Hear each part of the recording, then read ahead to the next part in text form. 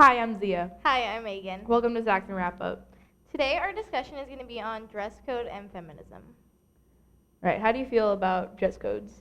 Well, I personally believe that dress code objectifies girls. It teaches them that we have to cover up our bodies for guys Yeah. because it distracts them in school, which is not true. And we should be teaching girls that we don't have to hide ourselves and that guys should respect all women, whether they're wearing a bikini or a parka, It's not our fault for our anatomy, and that's what I think. Yeah, I was looking at those pictures posted around school of like all the dress code rules, Right. and there's only one of the pictures out of like, there's probably 10 pictures on there. There's only one of them with the guys like rule, and it was don't have your pants sagging to show your boxers. Mhm. And like for girls is don't show your shoulders, don't show your back, don't show your stomach, don't have shorts that are too short. I saw this one picture, and this girl, her senior quote was, "I'm sorry to all the boys who didn't graduate because my midriff was showing XOXO." It's so funny.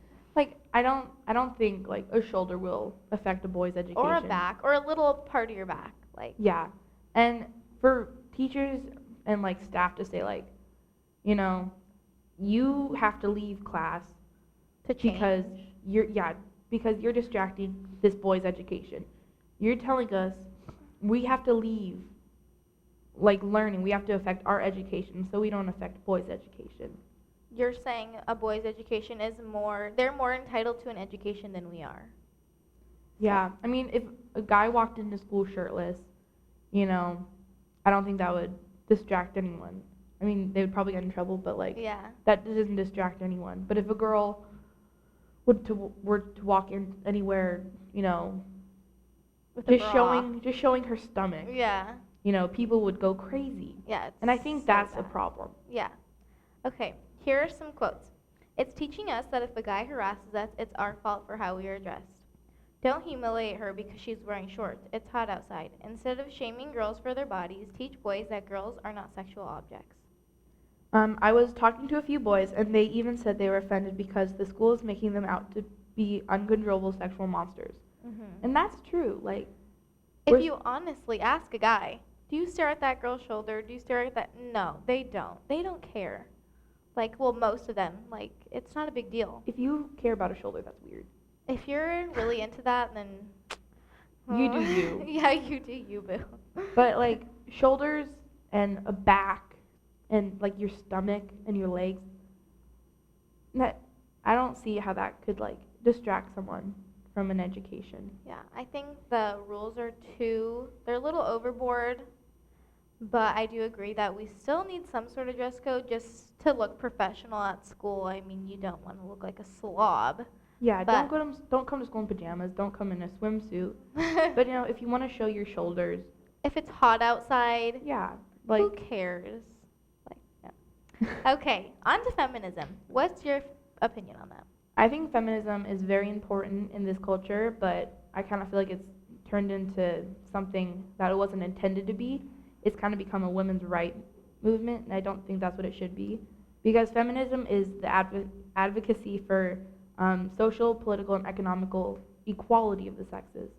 And I feel like people get definitions mixed up with words like feminism is the equality, misogyny is that men are better, and misandry where women are better. People kind of get that mixed up, and people like turn their feminist views into radical feminist views.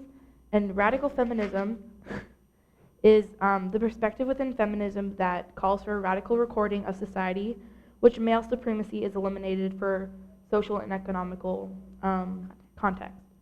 And many people have become extremists and radical feminists, Mhm. and they don't really understand what the original intent was. It was the original intent is the equality of the sexes, not women are better, men are better, whatever. And I think that's kind of a problem that should be fixed. Some common quotes are, "I'm a man, so I can't be a feminist." That's not true. Anybody can be a feminist, whether Mhm. you're a guy or a girl. Again, it's just fighting for equal rights. Feminism is sexist against men. It's not. I can see where you're coming from. It's kind of, like I said, it's kind of become a women's movement. But feminist is like, you're a guy, you have more rights than I do. I want those same rights. Mhm. It's not saying I want to take away your rights, but we want the same. Feminists hate men. No, they don't. They Maybe don't. some radical feminists do, and Maybe some extremists. some extremists. Those feminists just bug me. Like, yeah, don't even call yourself a feminist if you're just that's an excuse You're for why you should hate misandrist. men. Yeah. So, yeah, and it demonizes men. And again, I can see where that's coming from. Like it's saying some like radical feminists say like, you know, you're a man, you have more rights, you're bad. It's a very fine line between like a feminist and like a complete extremist. Like again, like I said, we're saying we want the same rights, not saying I want to take away your rights. Right. Okay. The most influential feminists. Queen Elizabeth I. She ruled the whole country by herself. She was unmarried. She was an independent woman that didn't need no man. She led England to a victory against the Spanish Armada. And there's Mary dang it, Wollstonecraft. She wrote The Vindication of the Rights of Women, and she said that women only appeared intellectually inferior because they had less access to education as men. Okay, Elizabeth Cady Stanton, planner of the first Women's Rights Convention. Her work, The Declaration of Sentiments, was an updated Declaration of Independence that gave women equal treatment. And there's Susan B. Anthony. She was the founder of the National Women's Suffrage Association, and the revolution said that women and African Americans should have equal rights. Simone de Beauvoir wrote one of the most influential feminist books, The Second Sex. Okay, so dress codes and feminism play hand in hand. You know, girls don't get as well treatment as boys, some would say. Yeah, it's kind of fighting for girls' rights, you know. It's not our fault we're women. It's how we are. So, yeah. And personally, I think everyone should be a feminist. Now, that's some people might say like, oh, I'm wrong for thinking that, but you know, feminism is equal rights. You know, we all want to be equal. We all want to be happy, and having same rights will make most people happy. And you know, with dress codes,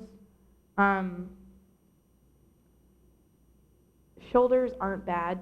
Yeah. Backs aren't bad. No. Body, Nothing is bad. Yeah. Your body's not bad. The human body is a body. And You if know. you get distracted, that's your fault. Yeah, we need to teach people like not to be distracted, not to hide themselves. Right. Okay, I'm Megan. And I'm Zia. Thank you for watching Saxon Wrap Up.